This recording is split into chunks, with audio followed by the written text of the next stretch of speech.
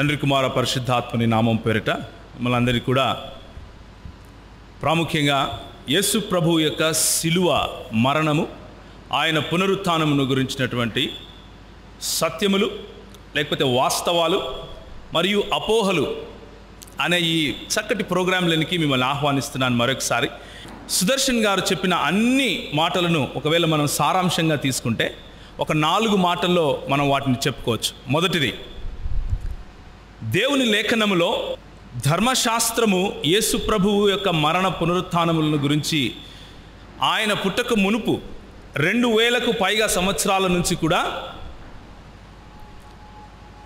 ఒక వర్తమాన రూపంలో,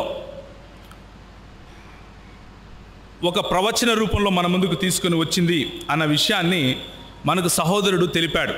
రెండవదిగా, ధర్మశాస్త్రము అంటే తౌరాత్ అంటారు హెబ్రీయులు, మన ముస్లిం సహోదరులు కూడా తౌరాత్ అని పిలుస్తారు. అలాగే జబూరు గ్రంథం గురించి వ్యాఖ్యానించారు. జబూరు గ్రంథాన్ని దావీదు వ్రాసినటువంటి కీర్తనల గ్రంథంగా గుర్తించే అవకాశం ఉంది. ఆ తరువాత ప్రవక్తల గ్రంథాలు, ఆ తర్వాత ఇంజీల్ లేకపోతే ఇవాంజలియో లేకపోతే గాస్పోల్స్, దాన్ని మనం తెలుగులో సువార్త అని అంటాం. ఆ సువార్తల నుంచి కూడా యేసు ప్రభువు యొక్క మరణ పునరుత్థానాలను ప్రకటించడం జరిగింది. నిజానికి ధర్మశాస్త్రము, కీర్తనలు, ప్రవక్తలు మరియు సువార్తలు, ఈ 4 మనకు చాలు. ఈ 4 తప్ప వేరొక దైవ గ్రంథం ఉంది అని క్రైస్తవులకు చెప్పవలసిన అవసరం లేదు. నా చేతిలో ఉన్నటువంటి 66 పుస్తకాలు ఉన్నటువంటి బైబిల్ గ్రంథము దేవుని గ్రంథము. ఇది మాత్రమే లేఖనము అన్నది నా అభిప్రాయం.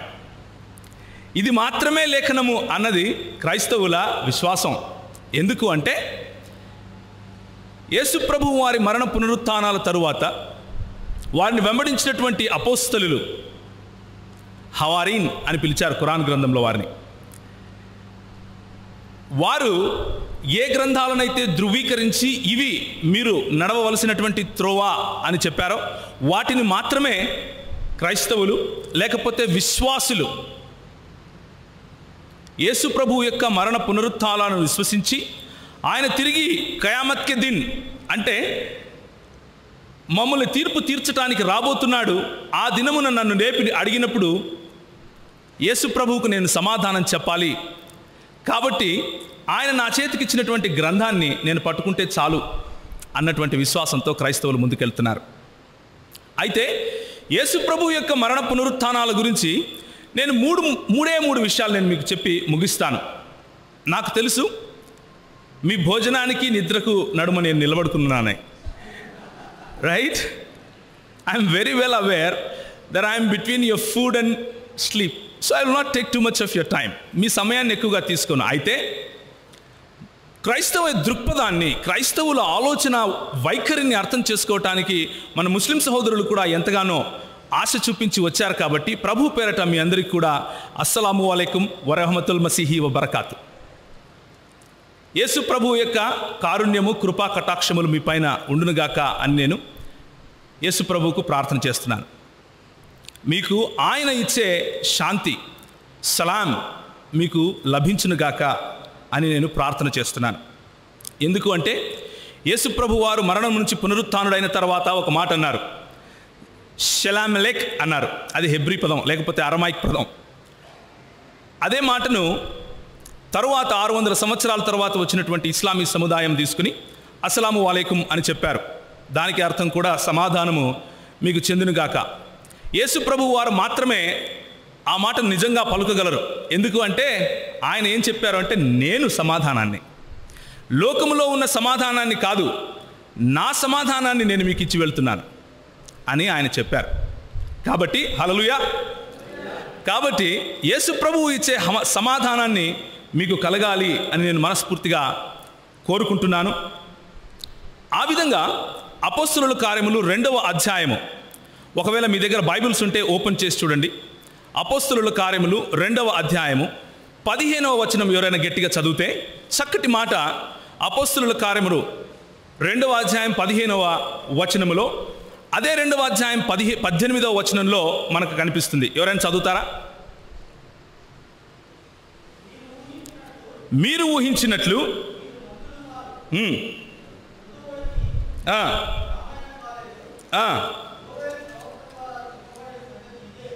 23వ వచనానికి వెళ్ళిపోదాం డైరెక్ట్గా. ఇక్కడ ఏం జరుగుతుంది అంటే, నేను ఎందుకు ఆ వచనం చదవమని చెప్పాను అంటే, సందర్భాన్ని అర్థం చేసుకోవాలి అని చెప్పి. యేసు ప్రభువు మరణించాడు. యేసు ప్రభువు మరణించి తిరిగి లేచిన తర్వాత ఆయన ఒక మాట చెప్పాడు హవారీయులకు, లేకపోతే ఆయనను అనుసరించే క్రైస్తవులు అని తరువాత పిలువబడినటువంటి శిష్యులకు. ఏమని చెప్తున్నాడు అంటే, మీరు ఇచ్చటనే యెరూషలేములోనే వేచి ఉండండి. మీపైన పరిశుద్ధాత్ముడు తన ప్రత్యక్షతను, తన కుమ్మరిస్తాడు. ఆ తరువాత మీరు యూదయలోను యెరూషలేములోను భూ దిగంతముల వరకు నాకు సాక్షులుగా ఉంటారు అని చెప్పాడు. ఆ మాట చెబుతూ పేతురు మాట్లాడుతున్నటువంటి మాట ఏమని మాట్లాడుతున్నాడు అంటే, 23వ వచనం, దేవుడు నిశ్చయించిన సంకల్పమును ఆయన భవిష్యత్ జ్ఞానమును అనుసరించి అప్పగించబడిన ఈయన మీరు దుష్టుల చేత సిలువ వేయించి చంపితిరి. యేసు ప్రభువు మరణించలేదు అని చెప్పటానికి మన మిత్రులకు ఉన్నటువంటి అపోహలు, లేకపోతే మన మిత్రులలో ఉన్నటువంటి ప్రశ్నలలో ఇది ఒకటి. ఏమిటి అంటే, యేసు ప్రభు చనిపోవటం దేవుని చిత్తమా? దేవుడు ఎక్కడైనా తన ప్రవక్తలను చంపనిస్తాడా? దేవుడు ఎక్కడైనా తనను నమ్మిన వారిని చస్తూ ఉంటే చూస్తూ ఉంటాడా అన్నటువంటి ప్రశ్న. అయితే నిజానికి వారు ఆ మాటను చెబుతూ ఏం చెప్తారు అంటే, ఇది ఎవరి చిత్తము? దుష్టుల చేత సిలువ వేయించారు. దుష్టుల చిత్తం, అది దేవుని చిత్తం కాదు, పరిసయ్యుల చిత్తము. ఎందుకు? యోహాను సువార్తలో వారు ఒక చోట గుమికూడి ఏమని ప్రణాళిక వేశారు, ఏమని ఆలోచన చేశారు? యేసు ప్రభువును చంపాలి అని ఆలోచన చేశారు. కాబట్టి అది పరిసయ్యులు మరియు శాస్త్రుల చిత్తము, అంతేకాని దేవుని చిత్తము కాదు. అయితే ఆ ప్రశ్నకు, ఇక్కడ నుంచి తీసుకున్నటువంటి ప్రశ్నకు సమాధానం కూడా ఇక్కడే ఉంటుంది.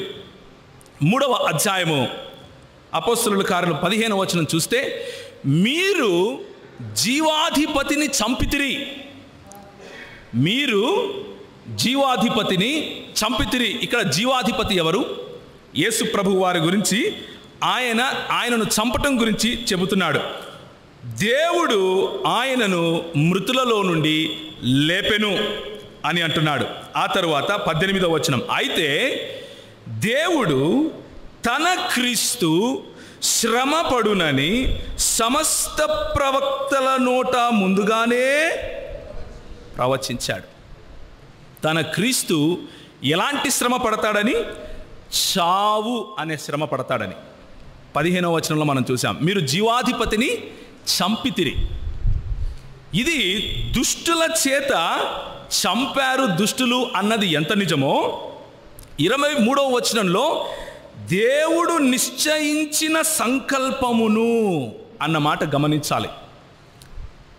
ఎందుకు అపోహలు వస్తాయి అంటే, దేవుని వాక్యాన్ని సరిగ్గా చదవకపోతే వస్తాయి, సగం సగమే తీసుకుంటే వస్తాయి. దీన్ని చెర్రీ పికింగ్ అంటారు. దేవుని వాక్యాన్ని సంపూర్ణంగా చదివితే అక్కడే సమాధానం ఉంటుంది. సమాధానం ఏంటి? దేవుని సంకల్పము ఏమిటది? నీ కొరకు, నా కొరకు మన ప్రభు అయిన యేసుక్రీస్తు చనిపోవాలి అని, ఆయన తన సలాం మనకి ఇవ్వాలి అన్నది దేవుని సంకల్పం. ఎందుకు అంటే, మనము మన సొంత నీతి క్రియలతో సలాం సంపాదించుకోలేం. కాబట్టి మనము ఎంత ప్రార్థించినా, ఎంత నీతి కార్యాలు చేసినా, ఎంతగా పై మెరుగులు దిద్దినా, లోపల మనస్సు మాత్రం కుళ్ళుతోనే, పాపముతోనే ఉన్నది అని బైబిల్ చెప్పే సత్యం.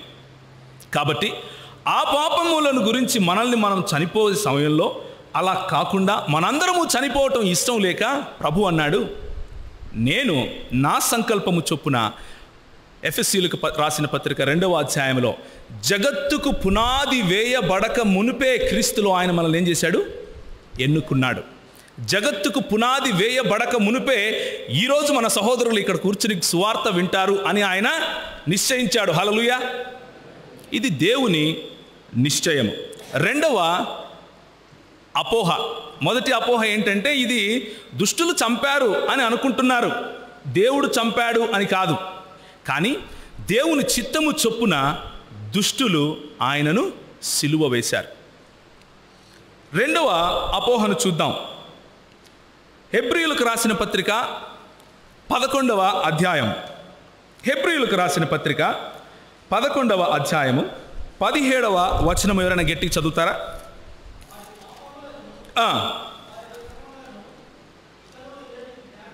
అబ్రహాము శోధింపబడి అన్న దగ్గర చదవాలి బ్రదర్. 11వ అధ్యాయం 17వ వచనం.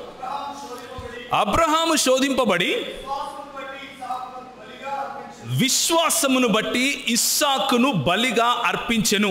ఒక మాట. ఆదికాండము 22వ అధ్యాయంలో సహోదరుడు మాట్లాడుతూ ఇస్సాకును బలిగా అర్పించినటువంటి సందర్భాన్ని గురించి మాట్లాడాడు. అయితే ఇస్సాకును నిజంగా బలిగా అర్పించాడా అక్కడ అబ్రహాము? ఏమంటారు? అర్పించలేదు. ఇస్సాకు చనిపోలేదు.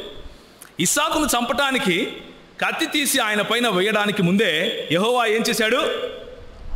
ఆగుము, ఆ చిన్నవాడి పైన ఒక్క వేటు కూడా పడటానికి వీల్లేదు. ఆ తరువాత చూచుచున్న దేవుడవు నీవే, యెహోవా ఇరే. చూచుచున్న దేవుడు నీవే కాదు, యెహోవాయే చూచుకొనును. He will take care of me అన్నటువంటి మాట ఇస్సాకును రక్షించినటువంటి ప్రభువుకు అబ్రహాము పెడతాడు. కాబట్టి మన సహోదరులకు ఉన్నటువంటి అపోహ ఏమిటి అంటే, ఆనాడు ఇస్సాకు చనిపోయాడా? చనిపోలేదు. అలాగే ఎవడు ఆ వాగ్దానములను సంతోషముతో అంగీకరించెనో అని ఎవడు చెప్పబడెనో ఆ అబ్రహాము మృతులను సైతము లేపుటకు దేవుని శక్తిమంతుడని ఎంచినవాడై తన ఏకకుమారుని అర్పించిన ఉపమాన రీతిగా అతనిని మృతులలో నుండి మరలా పొందెను. చనిపోకున్నా కానీ మృతులలో నుండి పొందాడు. वो मरा नहीं है, फिर भी मृतकों में से उन्होंने पाया है उसे वापस. ये कैसे? అలాగే యేసు ప్రభువు కూడా చనిపోకుండా కూడా ఆయనను దేవుడు కాపాడుకున్నాడు అన్నది ఒక అపోహ. అయితే నేను ఇంతకుముందు చెప్పినట్లుగానే వాక్యాన్ని అక్కడ ఉన్నది ఉన్నట్లుగా చదివితే అక్కడే సమాధానం ఉంటుంది. ఒకసారి చదువుతారా? మృతులలో నుండి పొందెను అన్న దానిపైన ఎవరైనా ఒకసారి పబ్లిక్లో ఉన్న వాళ్ళు ఎవరైనా చదవండి. 17వ వచనం నుంచి మళ్ళీ.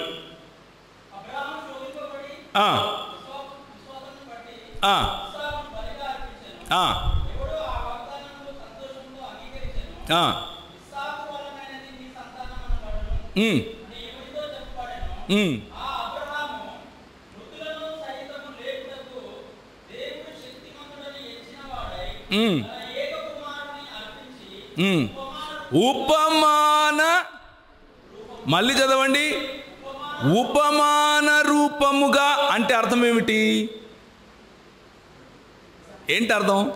లైక్ ఎన్ ఎగ్జాంపుల్, ఒక ఉపమానం. అది ఆ మాటను మిస్ చేస్తే ఏమవుతుంది? చనిపోలేదు కానీ బ్రతికే ఉన్నాడు అన్న కంక్లూషన్ వస్తుంది. దేవుని వాక్యం ఏం చెబుతుంది? ఉపమాన రీతిగా ఆయన వెనక్కి పొంది. ఎవరు ఉపమానము? యేసు ప్రభు ఉపమానం. ఏంటా ఉపమానము? 1 కొరింథీయులకు రాసిన పత్రిక 15వ అధ్యాయము 12వ వచనము. కొరింథీయులకు రాసినటువంటి మొదటి పత్రిక 15వ అధ్యాయం 12వ వచనం. క్రీస్తు మృతులలో నుండి లేపబడి, ఉపమాన రీతిగా లేపబడున్నాడా? ఏమంటారు? క్రీస్తు మృతులలో నుండి ఉపమాన రీతిగా లేపబడ్డా? అపోహ అన్నది వాక్యాన్ని సరిగ్గా చదవకపోతే వస్తుంది. లేఖనములను ఎరుగకయు దేవుని శక్తిని ఎరుగకయు వారు పొరబడుచున్నారు. ఎవరు?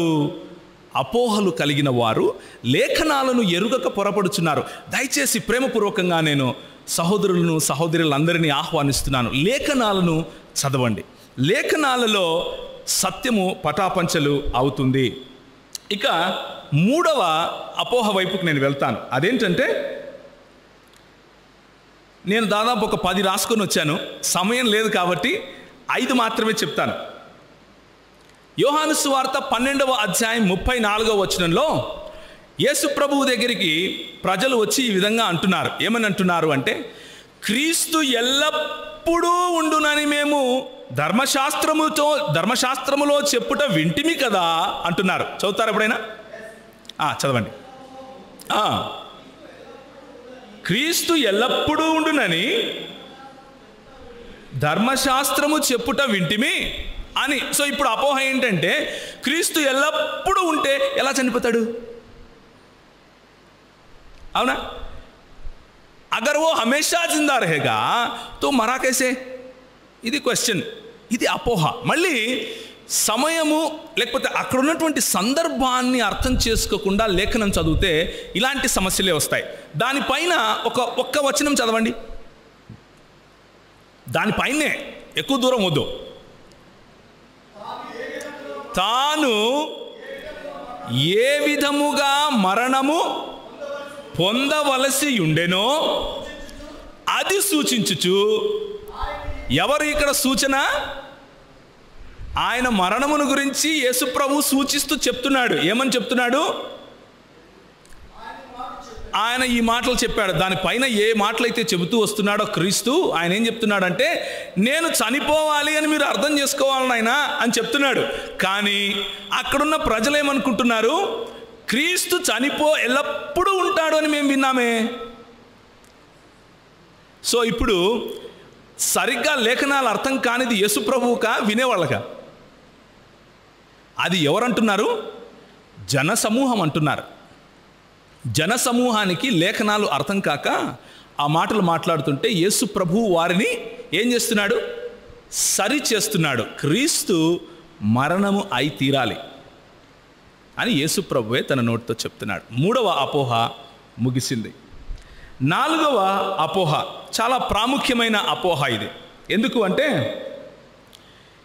ఈ ప్రాముఖ్యమైన అపోహలోనే చాలామంది గలిబిలికి గురయ్యే ప్రయత్నం ఉంది. అదేమిటి అంటే బైబిల్ గ్రంథంలో నుంచి ఒకసారి తీయండి. మత్తయి సువార్త 12వ అధ్యాయము 39 నుంచి 40 వరకు. ఈ జనరేషన్ దుష్టులైనటువంటి వీళ్ళు నన్ను ఒక సూచక క్రియను అడుగుతున్నారు. ఉపమాన రీతిగా నన్ను కొన్ని ఒక సూచన చెప్పమని చెప్తున్నారు. అయితే యోనా సూచన తప్ప వీరికి ఒకసారి చదువుతారా? చదవండి. వ్యభిచారులైన చెడ్డ తరము వారు సూచక క్రియలను అడుగుతున్నారు. ప్రవక్త అయిన యోనాను గూర్చిన సూచక క్రియయే కానీ మరి ఏ సూచక క్రియ కూడా వారికి అనుగ్రహింపబడదు. ఈ సూచక క్రియకు ఉన్నటువంటి నిజమైనటువంటి అర్థము తర్వాత మాట్లాడదాం. అయితే యేసు ప్రభువు వారు తర్వాత చెబుతూ ఏమంటున్నారంటే ప్రవక్త అయిన యోనా ఏ విధముగా చేప కడుపులో 3 రాత్రులు 3 పగళ్ళు ఉన్నాడో అదేవిధంగా మనుష్య కుమారుడు భూగర్భములో 3 రాత్రులు 3 పగళ్ళు ఉంటాడు అన్నది మాట. అక్కడ చెప్పినటువంటి సూచన. ఈ సూచనను మన సహోదరులు తీసుకుని, ఆదామునందరి సహోదరులు ఏం మాట్లాడుతూ ఉంటారు అంటే యేసు ప్రభువు చనిపోయాడని ఎలా చెప్పగలవు? యోనా చనిపోయాడా చేప కడుపులో? ఏమంటారు? యోనా చనిపోయాడా? చూసారా? యేసు ప్రభు చనిపోలేదు. అయితే ఇప్పుడు జాగ్రత్తగా వినండి. ఏంటంటే యోనా చనిపోలేదు అని చెప్పటానికి బైబిల్లో రుజువు లేదు. ఒకసారి యోనా గ్రంథం తీయండి. యోనా గ్రంథము 2వ అధ్యాయము 2వ వచనము. 2వ వచనం. నేను ఉపద్రవములో ఉండి యెహోవాకు మనవి చేయగా, అంటే యోనా ప్రార్థన చేస్తున్నాడు అంటే బ్రతికే ఉన్నాడు కదా అన్నది ప్రశ్న. రైట్? అక్కడి వరకే ఆగిపోతే అదే ప్రశ్న ఉంటుంది. దాని తర్వాత చదవండి.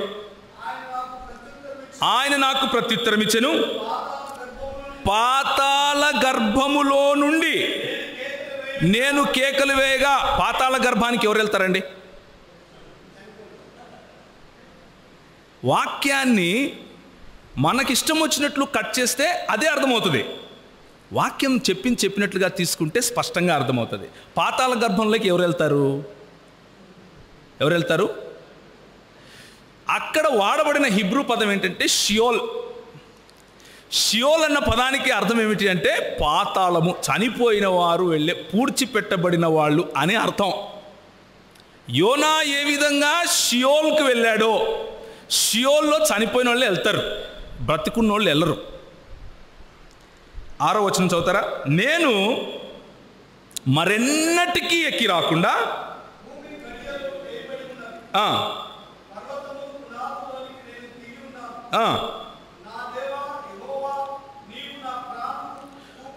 కూపములో నుండి, కూపము అన్నప్పుడు కూడా వాడబడిన పదం షియోల్. షియోల్ అంటే అర్థం ఏంటంటే చనిపోయిన వాళ్ళు వెళ్ళే ప్రదేశం. ఇప్పుడు సమస్య ఏంటంటే, అయితే మృతులు ప్రార్థిస్తారా? అదే కదా సమస్య. అవును, యేసు ప్రభు ప్రార్థిస్తారని చెప్పాడు. హేబేలు రక్తం ఏం చేస్తూ ఉంది? అదేంటి ప్రార్థించకూడదు కదా? బైబిల్ దృక్పథం తెలియని వారికి ఉన్న కన్ఫ్యూజన్ అది, భ్రమకు గురి చేయబడిన వారి సమస్య అది. లేఖనాలు చదివిన వారికి సమస్య ఉందా? హేబేలు రక్తం ఏం చేస్తూ ఉంది? మొర పెడుతూ ఉంది. యేసుప్రభు వారు ఒక చక్కటి మాట చెప్పారు. అబ్రహాముకు ఉన్నటువంటి 2 కుమారులు.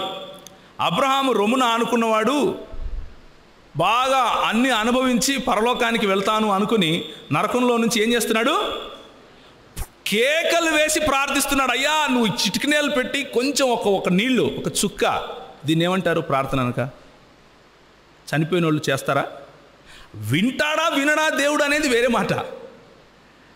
కానీ బైబిల్లో చనిపోయిన వారి ఘోష, వారి ప్రార్థన సాధ్యమే.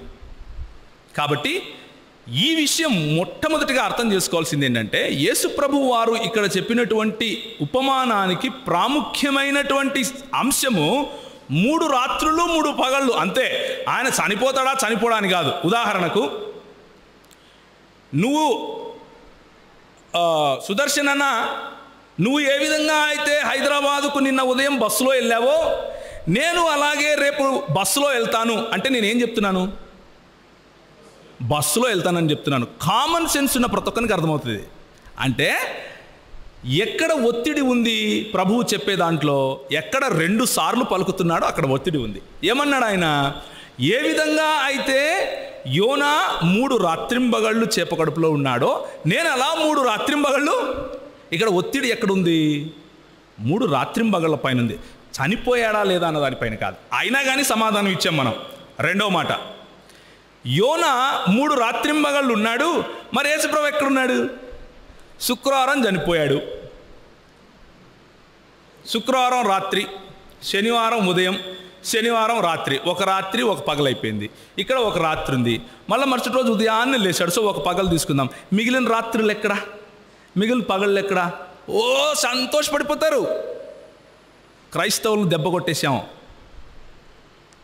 క్రైస్తవులు ప్రేమపూర్వకంగా మాట్లాడే ప్రజలు. క్రైస్తవులు మీరు దెబ్బ కొడితే ఇంకోటి కొట్టించుకుంటారు. ఎందుకంటే వాళ్ళ ప్రభువు నేర్పించింది అదే.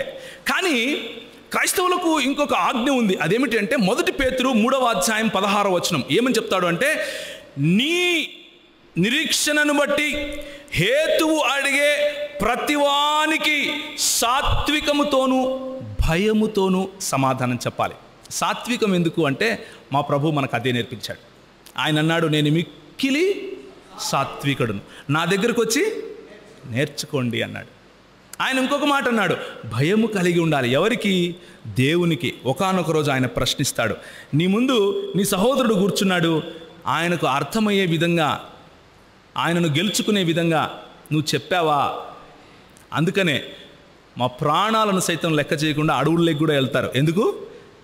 మిక్కిలి భయముతోనూ సాత్వికముతోనూ ప్రశ్నించే ప్రతి వారికి సమాధానం చెప్పడం మనకు ఇచ్చినటువంటి ఆజ్ఞ. ఆ ఆజ్ఞ మేరకు ప్రేమపూర్వకంగా మనం చెప్పాల్సిన విషయం ఏంటంటే, ఇప్పుడు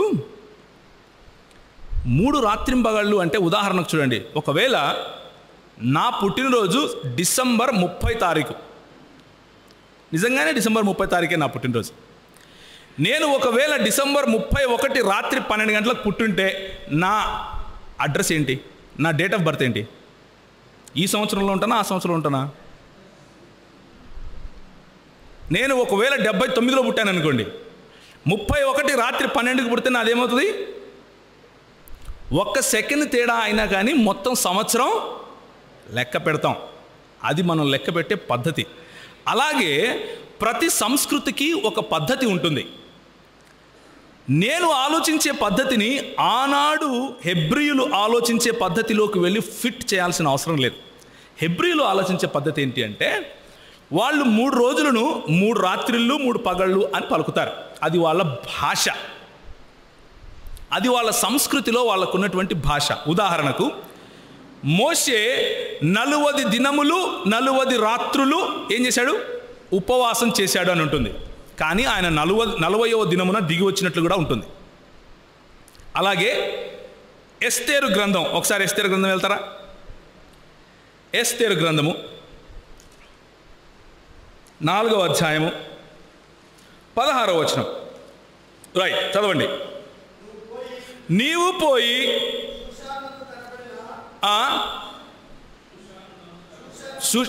చదవండి. యూదులందరినీ సమాధి మందిరమునకు సమకూర్చి నా నిమిత్తము ఉపవాసం ఉండి 3 దినముల అన్నపానము చేయకుండా ఉండండి. 3 దినాలు అంటే ఏంటి?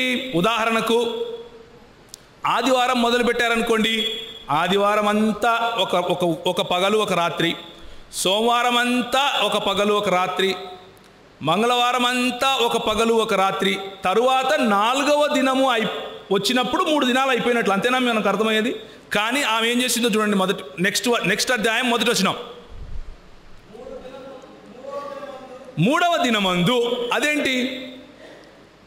3 దినములు నేను ఉపవాసం చేస్తాను అని చెప్పి ఆజ్ఞాపించి, లేకపోతే తన చెలికత్తెలతోనూ సహోదరులతోనూ చెప్పిన ఎస్తేర్ ఏమంటుందంటే, 3వ దినము రాజు దగ్గరికి వెళ్ళింది. ఇది హెబ్రీయుల ఆలోచన పద్ధతి. హెబ్రీయులు ఇలాగే ఆలోచిస్తారు. వారికి 3 రాత్రులు 3 పగళ్ళు అన్నా 3 దినములు అన్నా ఒకటే. అయితే 3 దినములు అన్నప్పటికీ 3వ దినము కూడా, 3వ దినములోని ఒక గడియ కూడా వాళ్లకు ఆ దినమంతటి కిందికి లెక్కే. ఉదాహరణకు యేసు ప్రభువు వారు చనిపోయిన తర్వాత ఆయనను కబర్, లేకపోతే ఆయనను ఎక్కడ పెట్టమన్నాడు? సమాధిలో పెట్టిన తర్వాత వీళ్ళు వచ్చి అడుగుతున్నారు పిలాతుకు, లేకపోతే అక్కడ ఉన్నటువంటి అధికారికి కంప్లైంట్ చేస్తున్నారు. ఏమనంటే చూడండి, మత్తయి సువార్త 27వ అధ్యాయం 63 నుంచి 64 వరకు. నేను వెంటనే ఒక 10 నిమిషాల్లో ముగిస్తాను. ఇది ఆఖరి ఎక్స్ప్లెనేషన్ అనుకోండి. ఆ తర్వాత ఖురాన్ గ్రంథం నుంచి కొన్ని విషయాలు మాట్లాడి ముగిస్తాను. చెప్పండి. మత్తయి సువార్త 27, 63, 64. అయ్యా,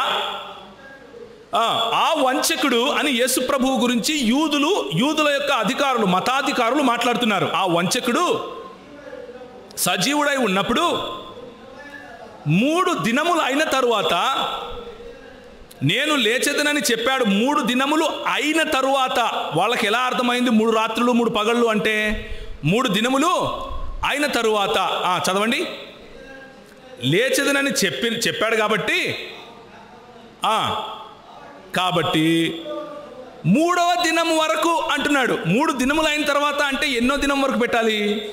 4వ దినం వరకు పెట్టాలి. కానీ వాళ్ళు అడిగేది ఏంటి? 3వ దినం వరకు పెడితే కాపలా చాలు. కాబట్టి హెబ్రీయుల ఆలోచన పద్ధతి, యూదుల ఆలోచన పద్ధతి 3 దినములు అన్నా 3 పగళ్ళు 3 రాత్రులు అన్నా ఒకటే. కాబట్టి యేసు ప్రభు శుక్రవారము చనిపోయినప్పటికీ యూదుల యొక్క దినము సాయంత్రం మొదలవుతుంది. ఏ విధంగా అయితే ఈరోజు ఉన్నటువంటి అన్ని సెమెటిక్ లాంగ్వేజెస్ వాడే, లేకపోతే అన్ని చంద్రుణ్ణి ఆధారంగా చేసుకుని క్యాలెండర్ రాసుకునే ప్రతి ఒక్క సంస్కృతిలోనూ దినము ఎప్పుడూ సాయంత్రమే మొదలవుతుంది. పొద్దుగూక ముందు యేసు ప్రభువు దాదాపు 3 గంటల సమయంలో ఆయనను సిలువ వేస్తే హెబ్రీయుల లెక్కలో అది ఒక దినము ఒక రాత్రి. తరువాత శనివారము ఆ రాత్రంతా ఆ పగలంతా ఒక దినము ఒక రాత్రి. ఇది హెబ్రీయుల లెక్క. ఆదివారము 1 గంట అయినా సరే అది వాళ్ళకేంటి? ఒక దినము ఒక రాత్రి. ఇది హెబ్రీయుల పద్ధతి. అదే విధంగానే బైబిల్లో 3 రాత్రులు 3 పగళ్ళు అన్న మాట వాడడం జరిగింది. కాబట్టి సంపూర్ణ అవగాహన లేకుండా అపోహలకు వెళ్ళటము అన్నది అంత మంచి పద్ధతి కాదు అన్నది నా అభిప్రాయం. ఆఖరి మాట అపోహ ఏమిటి అంటే, యేసు ప్రభు చనిపోయినప్పుడు యోహాను సువార్త 19వ అధ్యాయంలో మరి యేసు ప్రభువుని తీసుకొని వెళ్ళేటప్పుడు, యోహాను సువార్త 19 కాదు, వేరే విషయం గురించి మాట్లాడుతున్నాను, మార్కు సువార్తలో ఆయనను వెంబడించే వారందరూ అక్కడి నుంచి వెళ్ళిపోయారు అన్నమాట ఉంటుంది. అంటే ఐ విట్నెసెస్ లేరు. మార్కు సువార్త 14వ అధ్యాయం 49వ వచనం. మార్కు సువార్త 14వ అధ్యాయం 49వ వచనం.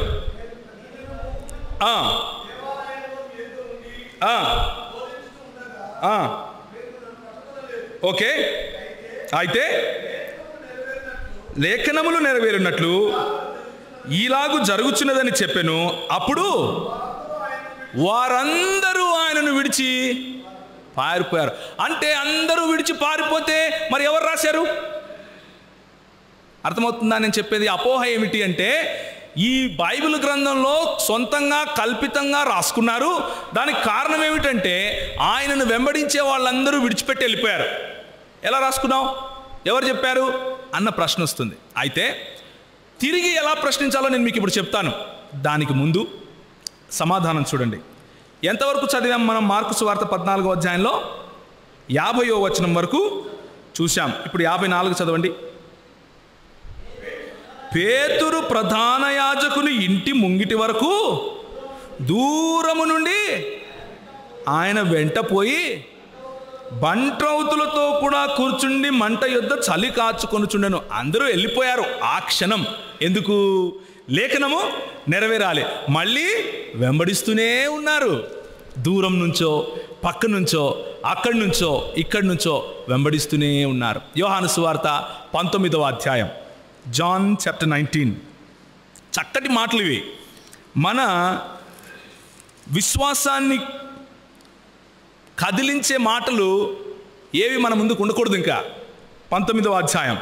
అటు తరువాత ఒక నిమిషం, 19వ అధ్యాయము 25వ వచనం. ఆయన తల్లియు ఆయన తల్లి సహోదరియు క్లోపా భార్య అయిన మరియయు మగ్దలేనే మరియయు యేసు సిలువ యొద్ద. వీళ్ళందరూ ఎవరు? యేసు అనుచరులు కాల? యేసు అనుచరులు వెళ్ళిపోయారు అన్న వెంటనే బాబా వెళ్ళిపోయారు బైబిల్ అంతా కట్టు కదా అని చెప్పటానికి వీలు లేదు. This is an I witness account.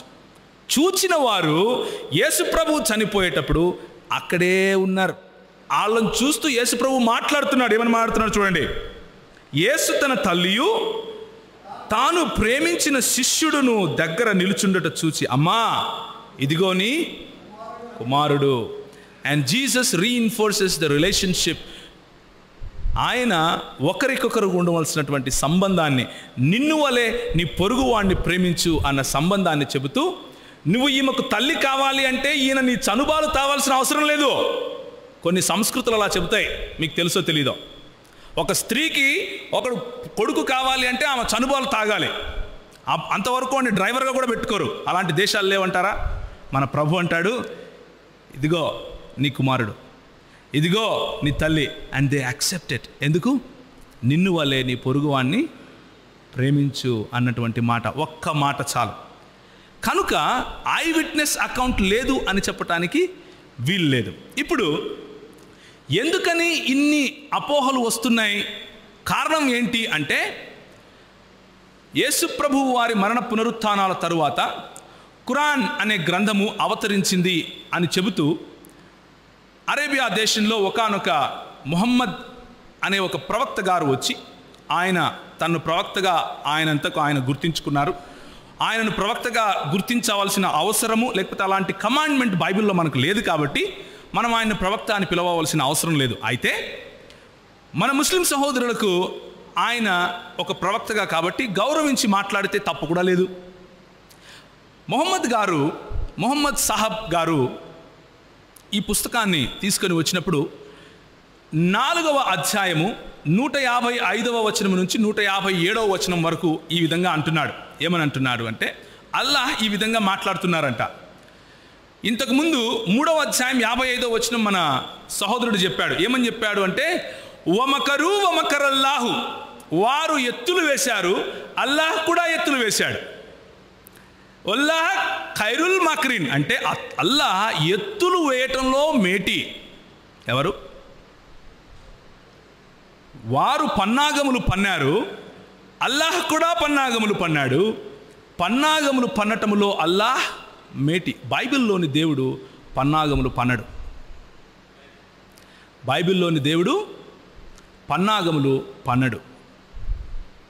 4వ అధ్యాయము 155వ వచనం నుంచి 157వ వరకు ఏముంటుంది అంటే, వమా ఖతలుహు వమా సలబుహు, ఆయనను వారు సిలువ ఎక్కించను లేదు, ఆయనను చంపను లేదు. ఇది దాని సారాంశం అనుకోండి. పెద్ద మనకు సమయం లేదు కదా. మసీహ్ మరియం కుమారుడైన ఈసా అనే దైవ ప్రవక్తను వీరు చంపాము అని అనుకుంటున్నారు. నిజానికి వారు ఆయనను సిలువపైకి ఎక్కించను లేదు, వారు ఆయనను చంపను లేదు. వమా కతలుహు యకీనా, నిశ్చయముగా వారు ఆయనను చంపలేదు అని ముస్లిముల గ్రంథమైనటువంటి ఖురాన్ చెబుతా ఉంది. అయితే దాంతోపాటు ఇంకొక మాట కూడా చెప్పింది. ఏమనంటే, వారు భ్రమకు గురి చేయబడ్డారు అని చెబుతా ఉంది.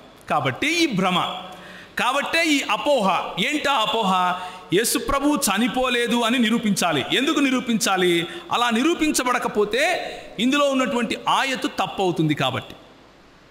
రైట్? సో ఇదే ఖురాన్ గ్రంథము 19వ అధ్యాయంలో కనుక మనం చూస్తే ఒక చక్కటి మాట ఉంటుంది. ఇదే ఖురాన్ గ్రంథము 19వ అధ్యాయం. నేను తీసి చదువుతాను, సమయం లేదు కాబట్టి త్వరగా చదివే ప్రయత్నం చేస్తాను. సూరతుల్ మరియం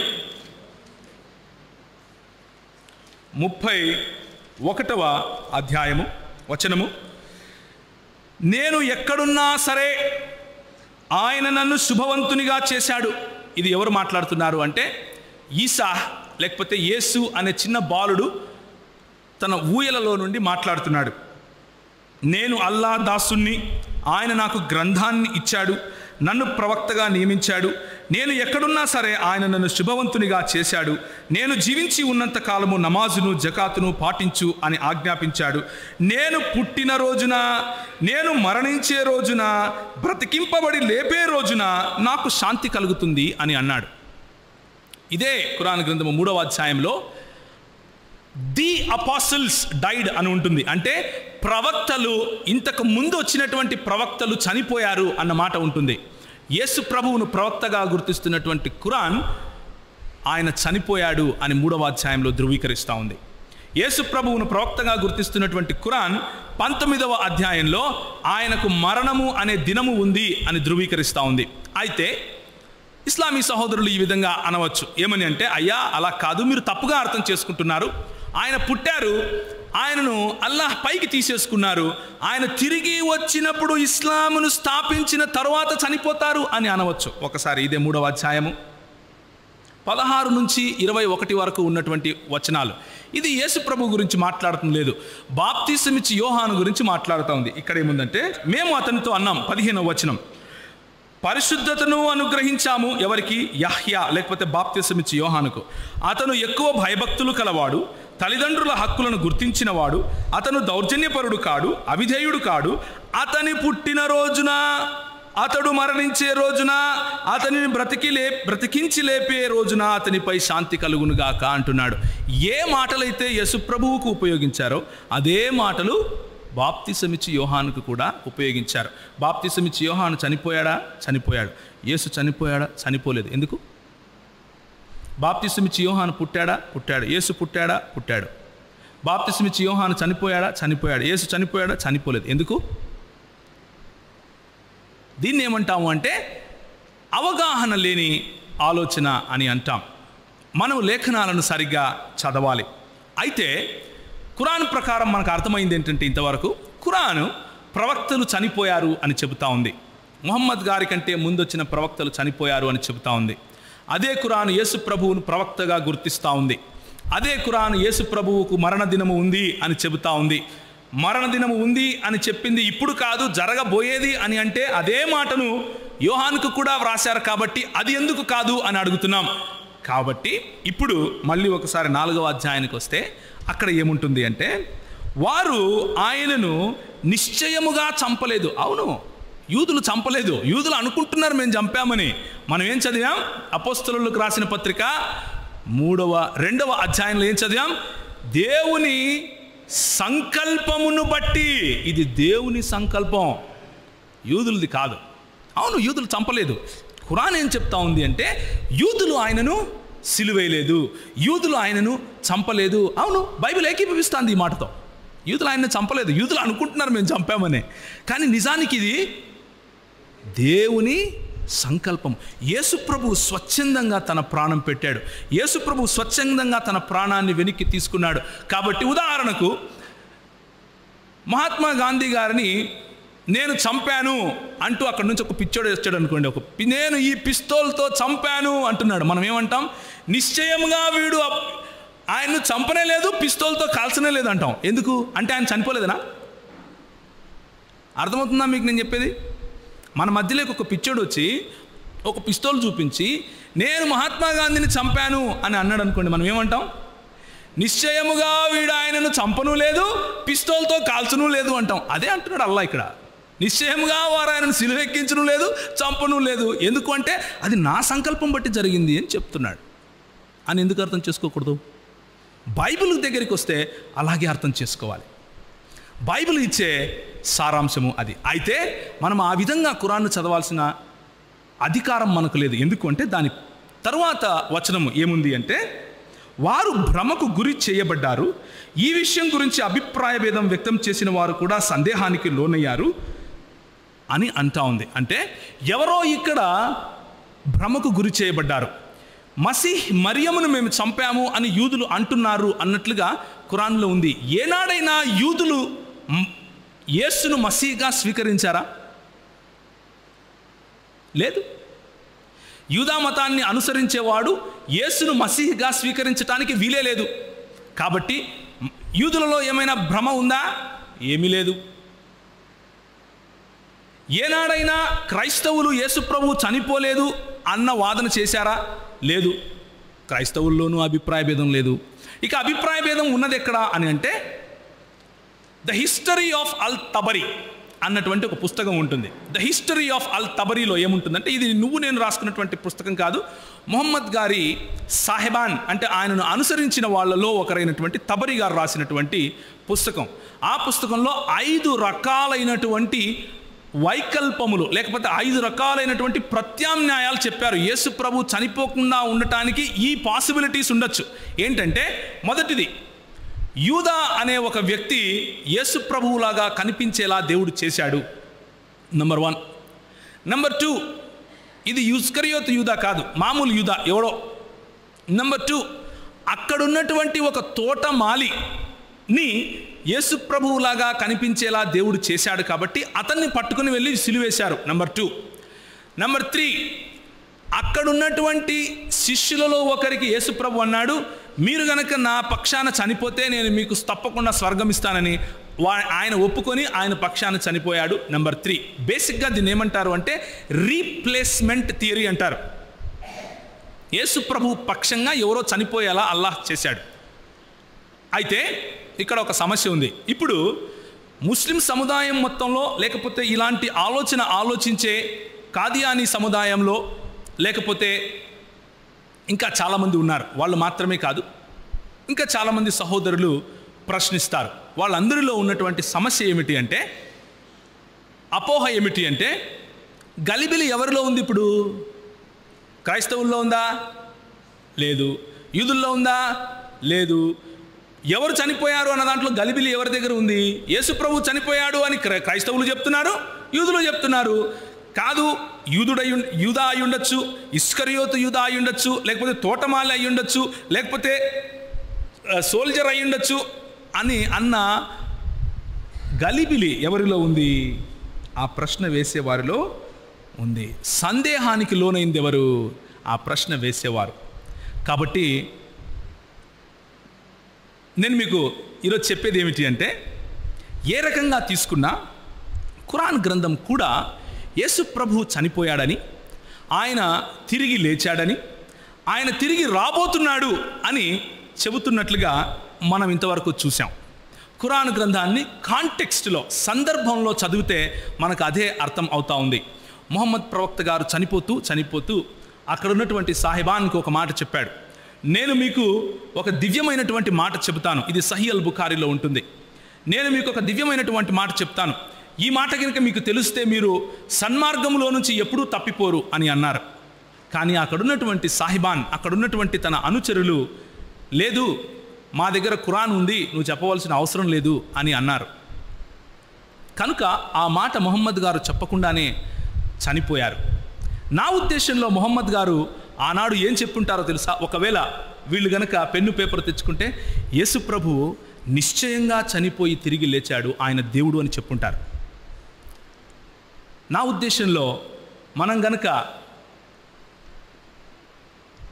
అందరు ప్రవక్తలు చెప్పినటువంటి మాటలను, అందరూ విఘ్నులు చెప్పినటువంటి మాటలను, ధర్మశాస్త్రం చెప్పినటువంటి మాటలను, చదువుకున్న వారు చెప్పినటువంటి మాటలను, అనుభవం ఉన్న ఎవరైనా సరే వారు చెప్పినటువంటి మాటలను చూస్తే యేసు ప్రభువు శిలువపై చనిపోయాడని, ఆయన తిరిగి లేచాడని, ఆయన తిరిగి రాబోతున్నాడని, ఆయన సజీవుడైన దేవుడు అని మనకు అర్థమవుతుంది. దయచేసి ఒకసారి లేచి నిలబడినట్లయితే ప్రకటన గ్రంథము 5వ అధ్యాయం చదివి నేను ముగిస్తాను.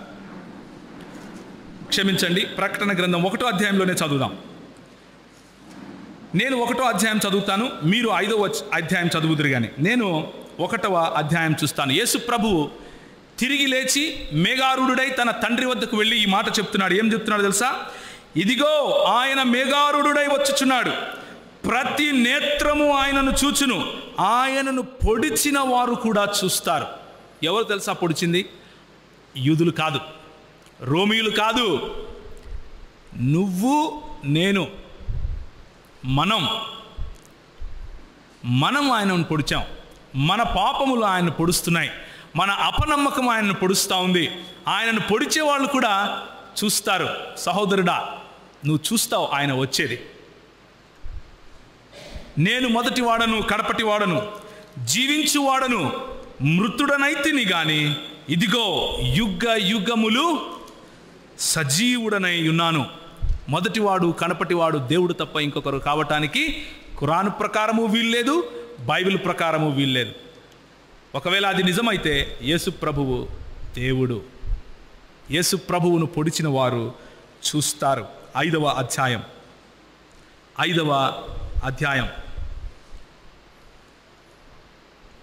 11 నుంచి 14 వరకు అందరము కలిసి చదివి ప్రార్థనతో ముగిద్దాం. 5వ అధ్యాయం 11వ వచనం నుంచి 14వ వచనం వరకు. మరియు నేను చూడగా సింహాసనమును, జీవులను, పెద్దలను ఆవరించున్న అనేక దూతల స్వరము వినబడెను. వారి లెక్క కోట్ల కొలదిగా ఉండెను. వారు వధింపబడిన గొర్రె పిల్ల శక్తియు, ఐశ్వర్యమును, జ్ఞానమును, బలమును, ఘనతయు, మహిమయు, స్తోత్రమును పొందనర్హుడని గొప్ప స్వరముతో చెప్పుచుండురి.